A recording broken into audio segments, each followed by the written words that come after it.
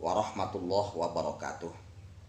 Teman-teman yang dirahmati oleh Allah Subhanahu wa Ta'ala, dimanapun Anda berada dan siapapun yang menonton video ini, teman-teman, agama kita adalah agama yang komplek, ya, lengkap.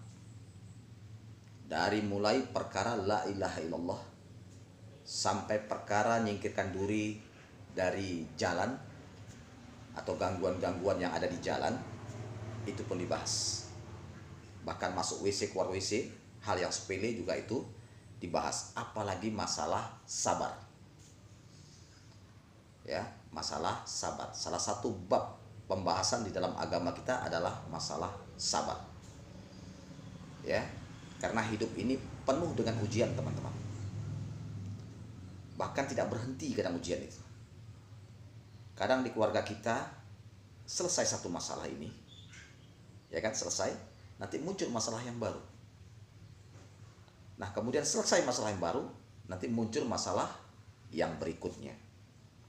Belum lagi masalah istri, masalah suami, masalah anak.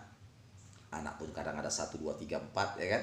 Belum lagi anak pertama, belum lagi anak yang ketiga, belum anak yang keempat, misalnya seperti itu, ya. Tergantung anaknya banyak, semakin banyak makin banyak masalah, dan gitu. Belum lagi masalah hidup berjiran tetangga, belum lagi masalah kemasyarakatan atau sosial. Jadi memang hidup ini penuh dengan ujian, penuh dengan masalah. Begitu ya, teman-teman yang dirahmati oleh Allah Subhanahu wa Ta'ala. Makanya Allah, ya, mencantumkan di dalam Al-Quran, sebagian ulama berpendapat bahwa 90 kali lebih Allah sebutkan dalil tentang sabar. 90 kali lebih, ya, Allah cantumkan di dalam Al-Quran tentang sabar. Teman-teman yang dirahmati oleh Allah Subhanahu wa Ta'ala, kalimat sabar itu mudah diucapkan. Sering kita ketika terjadi atau mendapat musibah, sering kan orang memberikan kata-kata, sabar Pak, sabar Bu, sabar Bang, sabar ya dia, misalnya seperti itu, ya. Nah, mudah diucapkan, tapi terkadang sabar ini susah untuk direalisasikan. Susah untuk direalisasikan. Makanya ibadah yang sangat agung, ibadah yang sangat besar itu adalah sabar. Ya, ibadah yang sangat besar. Bahkan pahalanya tanpa batas. Allah berikan pahala yang besar tanpa batas, sesuai dengan tingkat kesabaran seseorang. Jadi jika semakin tinggi kesabarannya, tingkat kesabarannya, maka Allah pasti akan memberikan pahalanya lebih besar, ya, sesuai dengan tingkat kesabaran seseorang.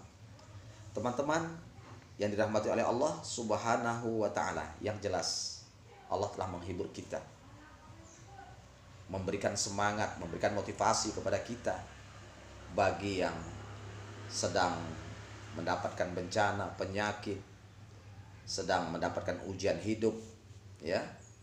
Maka Allah mengatakan innallaha ma'as sabirin. Sesungguhnya Allah berserta dengan orang-orang yang sabar, ya. Sesungguhnya Allah berserta dengan orang-orang yang sabar, teman-teman. Teman-teman yang dirahmati oleh Allah Subhanahu wa Ta'ala, para ulama, ya, mengumpulkan atau mendefinisikan sabar terbagi 3. Ya, sabar itu terbagi 3. Jadi agar supaya mudah kita memahami, ya, sabar itu kayak mana, macam mana merealisasikannya. Disebutkan oleh para ulama terbagi 3. Yang pertama adalah sabar dalam menjalankan ketaatan kepada Allah. Ya, sabar dalam menjalankan ketaatan kepada Allah, itu yang pertama. Yang kedua, sabar dalam hal maksiat. Ya, sabar dalam hal maksiat. Kemudian yang ketiga, sabar dalam hal musibah. Teman-teman yang dirahmati oleh Allah Subhanahu wa Ta'ala, kita bahas yang pertama dulu, ya, sabar dalam menjalankan ketaatan kepada Allah Subhanahu wa Ta'ala. Semua ibadah, ya, semua ketaatan itu memang harus sabar, teman-teman. Kalau nggak sabar, Tidak mungkin kita menjadi orang soleh. Tidak akan mungkin menjadi orang yang taat kepada Allah dan Rasul. Ya, contoh sholat, ibadah sholat butuh kesabaran. Di situ ada aturannya, ada syaratnya, ada rukunnya. Ya, harus bersih pakaian tempat. Ya, kemudian harus berwudu dulu. Sabar. Ya, kadang-kadang pagi-pagi harus berwudu, subuh-subuh harus berwudu. Padahal sedang cuaca dingin, enak-enaknya tidur, di situ kita berwudu, menyentuh air. Ya. Di sini butuh kesabaran. Karena kalau menuruti selera, menuruti hawa nafsu kita semua, di saat subuh misalnya, kan lebih enak kita tidur, tarik selimut. Ya kan, lebih enak daripada kita bangun, kemudian ngambil wudhu, bersentuhan dengan air, ya kan? Kemudian kita keluar rumah, pergi ke masjid, dingin lagi hawanya, sedang-sedang enaknya tidur. Di saat itu kita diperintahkan Allah untuk sholat, menghadiri sholat berjamaah di masjid, sholat subuh. Itu kan bertentangan dengan hawa nafsu. Jadi kita lawan, kita kalahkan hawa nafsu kalau kita betul-betul menjadi orang yang beriman kepada Allah. Kalau betul-betul ingin menjadi orang yang taat, kita lawan. Ya, itu termasuk sabar dalam menjalankan ketaatan. Belum lagi sholatnya dimulai takbir sampai salam, ada aturannya kan, ada rukun-rukunnya harus dipenuhi. Harus tumakninah, harus tenang, tidak terburu-buru. Nah, harus khusyuk, berusaha untuk khusyuk. Dan di sini butuh kesabaran. Datang godaan, lawan, datang godaan, lawan. Harus khusyuk. Karena setan nggak tinggal diam kan, segala macam cara dia untuk menghalangi bagaimana supaya manusia tidak khusyuk dalam sholat. Di sini butuh kesabaran. Nah, belum lagi sedekah. Padahal kita sedang butuh uang nih, untuk kita aja kurang.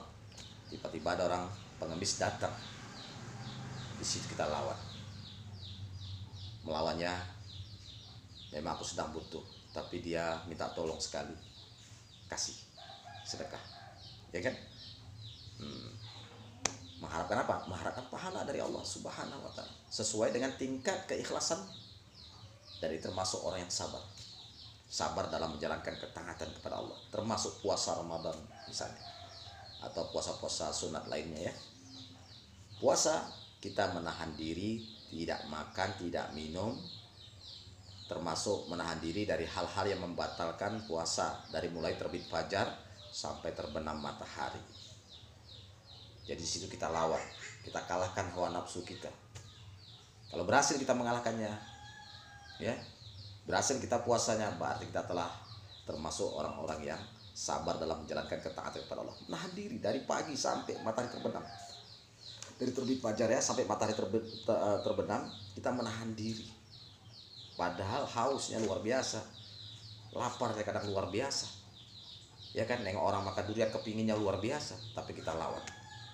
Termasuk apa-apa yang membatalkan puasa, atau menundukkan pandangan ketika memandang wanita yang bukan mahram, ya, menundukkan pandangan. Itu termasuk orang yang pada pemandangan nikmat, ikuti pandangan itu pasti nikmat. Akan tapi kita lawan karena kita takut dosa, takut dengan azab Allah, takut dengan neraka Allah. Kita lawan, kita kalahkan, kita tundukkan pandangan. Ini termasuk orang yang bersabar, termasuk dia menghindari perzinahan, menghindari perjudian, termasuk orang-orang yang sabar dalam menjalankan ketaatan kepada Allah Subhanahu wa Ta'ala, teman-teman.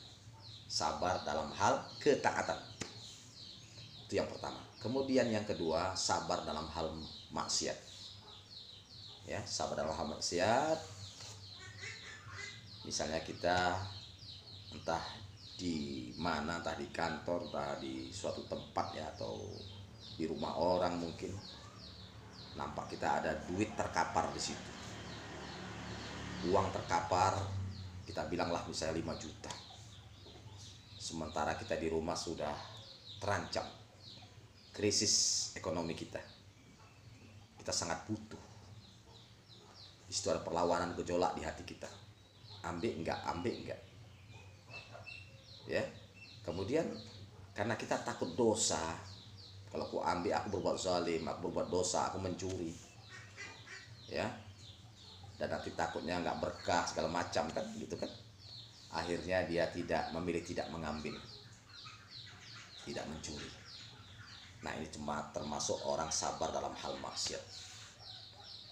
Termasuk pandangan wanita juga tadi, dia tundukkan pandangan sabar dalam hal maksiat. Dia jauhkan tempat-tempat perzinahan, dia jauhkan tempat-tempat perjudian, tinggalkan teman-teman yang hobinya ke sana, tinggalkan. Maka dia termasuk sabar dalam hal maksiat. Termasuk riba, apalagi sekarang sedang ngetren betul ya, riba-riba ini sampai datang ke rumah-rumah, ya. Padahal riba itu dosanya kita tahu kan, seperti menjinahi ibu kandungnya sendiri, itu riba. Jadi kita takut dosa, padahal ada tawaran, padahal kita butuh, sedang butuh-butuhnya, atau perlu modal, tiba-tiba ada tawaran, ambil pak, ambil bu, nah, nanti bayaran sebulan segini ya, bunganya segini, gitu kan. Terakhir apa namanya, karena kita takut dosa, enggak, saya enggak ambil.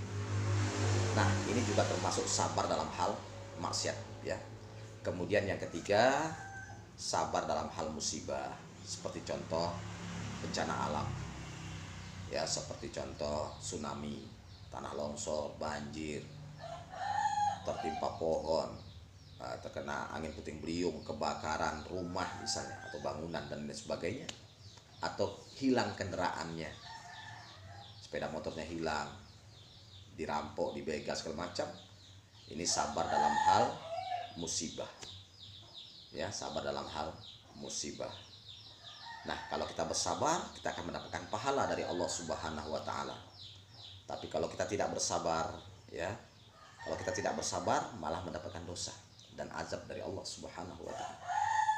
Nah, sabar dalam hal musibah, karena kita sadar musibah datang dari Allah, ketentuan Allah, takdir Allah.